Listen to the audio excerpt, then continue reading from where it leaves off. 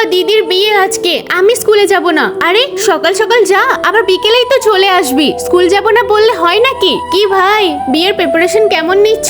আরে তোমরা এত দেরি করে কেন আসলে? কালকে আসতে বলেছি, সব ঠিকঠাক আছে। তোমরা আগে ভিতরে চলো।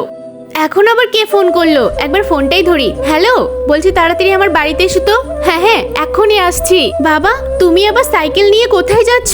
আমি একটু আসছি, আমার খুব দরকার আছে। তুই জানো এদিকটা সামলে নিস। দেখো আমার ছেলে এখন বলছে বাইক দিতে হবে। কেন? আমি তো 2 লাখ টাকা দিয়েছি। 2 লাখ টাকায় কিছু হয় নাকি আজকালকার জামানায়? বাইক চেয়েছে, বাইক দিতে হবে, নয়তো বিয়ে হবে না। ভাই আমি তো সব বরযাত্রীদের বলে ফেলেছি, এই সময় এরকম বললে হবে না। আমার আর কিছু বলার নেই। যদি তুমি পারো তাহলে কোনো একটা ব্যবস্থা করো, নয়তো বিয়ে ক্যান্সেল। না না, আপনি বিয়েটা আটকাবেন না। আমি বাইকের টাকা নিশ্চয়ই জোগাড় করে ফেলবো। ঠিক আছে ঠিক আছে, তাহলে বিয়ে চলবে। আমার তো আর এইটুকু জমি আছে, এই জমিটুকু বিক্রি করে দিলেই হয়তো বাইক কেনার টাকা বেরিয়ে যাবে। এটাই বিক্রি করার বন্দোবস্ত করি। যাক, ছেলের এত ধুমধাম করে বিয়ে দিচ্ছি, বাইকের টাকাটা আমার কাছেই রেখে দেব।